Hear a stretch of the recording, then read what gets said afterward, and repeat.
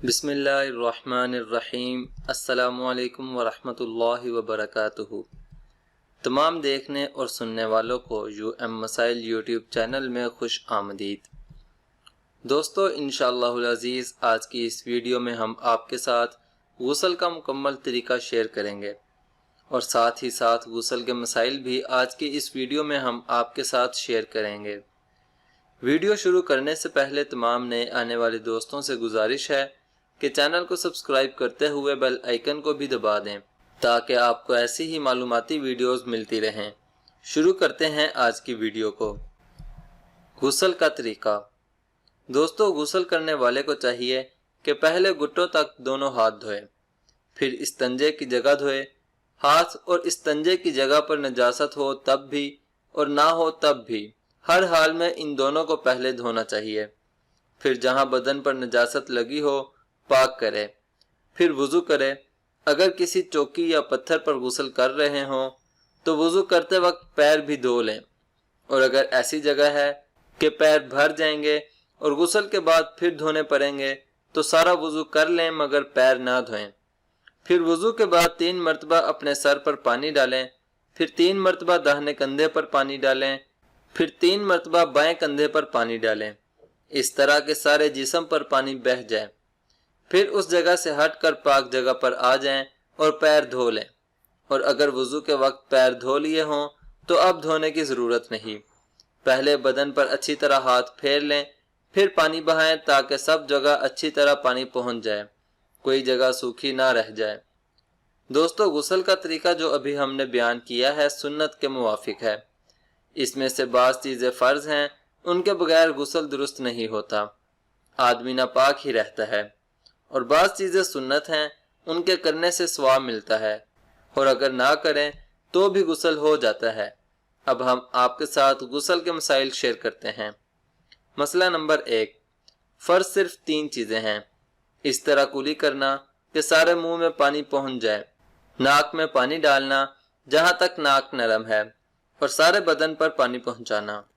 मसला नंबर 2। गुस्ल करते वक्त किबला की तरफ मुंह ना करें और पानी बहुत ज़्यादा ना फेंकें और ना ही बहुत कम पानी लें कि अच्छी तरह गुस्ल ना कर सकें, और ऐसी जगह गुस्ल करें कि कोई देख ना सके। और गुस्ल करते वक्त बातें ना करें, और गुस्ल के बाद किसी कपड़े से अपना बदन साफ कर लें और बदन ढकने में बहुत जल्दी करें, यहाँ तक कि अगर वुज़ू करते वक्त पैर ना धोए हों तो गुस्ल की जगह से हटकर पहले अपना बदन ढकें, फिर दोनों पैर धोएं। मसला नंबर 3। अगर तन्हाई की जगह हो जहां कोई देख ना पाए तो बरहना होकर नहाना भी दुरुस्त है, चाहे खड़े होकर नहाएं या बैठकर, लेकिन बैठकर नहाना बेहतर है क्योंकि उसमें पर्दा ज़्यादा है, और नाफ से लेकर घुटनों के नीचे तक किसी के सामने भी खोलना दुरुस्त नहीं, ना मर्द का मर्द के सामने और ना ही औरत का औरत के सामने। मसला नंबर 4।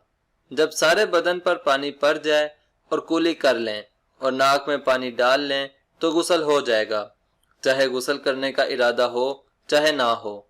तो अगर कोई बारिश में नहाए या हौज वगैरह में नहाए और सारा बदन भीग जाए और कुली भी कर ली और नाक में पानी भी डाल लिया तो गुस्ल हो गया। मसला नंबर 5। गुस्ल करते वक्त कलमा या कोई और दुआ ना पढ़ना बेहतर है। मसला नंबर 6। अगर जिस्म में बाल बराबर भी कोई जगह सूखी रह जाएगी तो गुस्ल नहीं होगा। इसी तरह अगर गुस्ल करते वक्त कोई कुली करना भूल गया या नाक में पानी नहीं डाला तो भी गुस्ल नहीं हुआ। मसला नंबर 7। अगर गुस्ल करने के बाद याद आया कि फलानी जगह सूखी रह गई थी तो फिर से नहाना वाजिब नहीं, बल्कि जहां सूखा रह गया था उसी को धो ले। लेकिन सिर्फ हाथ फेर लेना काफ़ी नहीं, बल्कि थोड़ा पानी लेकर उस जगह पर बहा लेना चाहिए। और अगर कोई कुली करना भूल गया तो अब कुली कर ले। और इसी तरह अगर नाक में पानी डालना रह गया हो तो जब याद आए डाल लें। गर्ज के जो चीज़ रह गई हो अब उसको कर लें, नए सिरे से गुस्ल करने की ज़रूरत नहीं। मसला नंबर 8। अगर किसी बीमारी की वजह से सर पर पानी डालना नुकसान करे तो सर छोड़कर और सारा बदन धो लें, तब भी गुस्ल हो जाएगा। लेकिन जब वो बीमारी ख़त्म हो जाए तो अब सर को धो लें, फिर से नहाने की ज़रूरत नहीं। मसला नंबर 9। पेशाब की जगह आगे की खाल के अंदर पानी पहुंचाना गुस्ल में फ़र्ज है। अगर पानी नहीं पहुंचेगा تو غسل نہیں ہوگا۔ مسئلہ نمبر 10، نتھ، بالیاں اور انگوٹھی وغیرہ کو خوب ہلا لینا چاہیے کہ پانی سوراخوں میں پہنچ جائے، اور اگر بالیاں نہ پہنی ہوں تب بھی ارادہ کر کے سوراخوں میں پانی ڈال لیں، ایسا نہ ہو کہ پانی نہ پہنچے اور غسل صحیح نہ ہو۔ البتہ اگر انگوٹھی، چھلے، بالیاں وغیرہ ڈھیلے ہوں کہ ہلائے بغیر بھی پانی پہنچ جاتا ہے تو ہلانا واجب نہیں، لیکن پھر بھی ہلا لینا مستحب ہے۔ مسئلہ نمبر 11، اگر ہاتھ پاؤں وغیرہ پھٹ گئے ہوں اور اس میں کوئی دوائی وغیرہ بھری ہو تو اس کے اوپر پانی بہا لینا درست ہے۔ مسئلہ نمبر 12، اگر کسی نے نہاتے وقت کلی نہیں کی لیکن منہ بھر کے پانی پی لیا کہ سارے منہ میں پانی پہنچ گیا تو بھی غسل ہو گیا، کیونکہ مقصد تو سارے منہ میں پانی پہنچ جانے سے ہے، کلی کرے یا نہ کرے۔ البتہ اگر پانی اس طرح پیا کہ سارے منہ میں پانی نہیں پہنچا تو یہ پینا کافی نہیں بلکہ کلی کر لینی چاہیے۔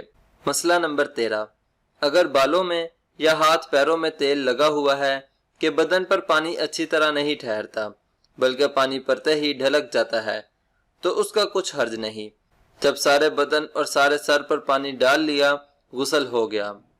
دوستو، یہ تھے غسل کے چند ضروری مسائل جن کا معلوم ہونا ہر مسلمان کے لیے ضروری ہے۔ اب ہم آپ کے ساتھ وہ چیزیں شیئر کرتے ہیں جن چیزوں سے غسل واجب ہوتا ہے۔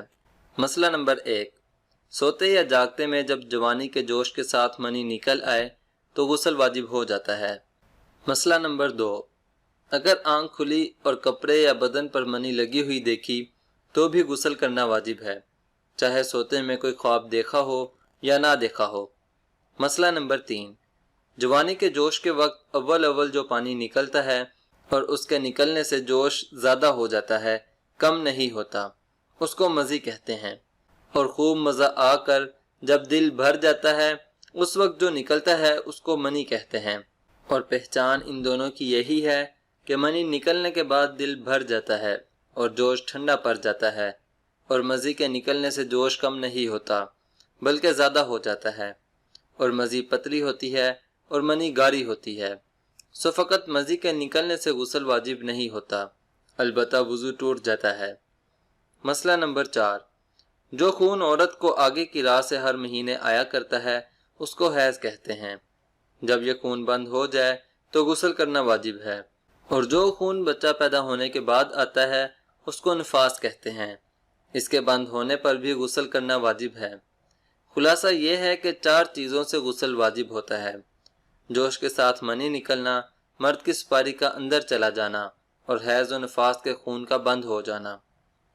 مسئلہ نمبر 5، اگر کسی نے سوتے میں صحبت کرنے کا خواب دیکھا اور مزہ بھی آیا لیکن آنکھ کھلی تو دیکھا کہ منی نہیں نکلی تو اس پر غسل واجب نہیں، البتہ اگر منی نکل آئی ہو تو غسل واجب ہے، اور اگر کپڑے یا بدن پر کچھ بھیگا معلوم ہو لیکن یہ خیال ہو کہ یہ مزی ہے منی نہیں، تب بھی غسل کرنا واجب ہے۔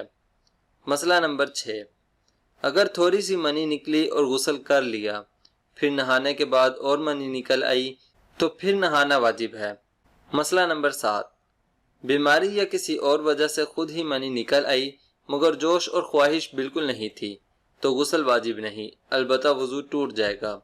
مسئلہ نمبر 8، میاں بیوی دونوں ایک پلنگ پر سو رہے تھے، جب اٹھے تو چادر پر منی کا دھبا دیکھا، اور سوتے میں خواب کا دیکھنا نہ مرد کو یاد ہے نہ عورت کو، تو دونوں غسل کر لیں، احتیاط اسی میں ہے کیونکہ معلوم نہیں کہ یہ کس کی منی ہے۔ مسئلہ نمبر 9، جب کوئی کافر مسلمان ہو جائے تو اس کو غسل کرنا مستحب ہے۔ مسئلہ نمبر 10، جب کوئی مردے کو نہلائے تو نہلانے کے بعد غسل کر لینا مستحب ہے۔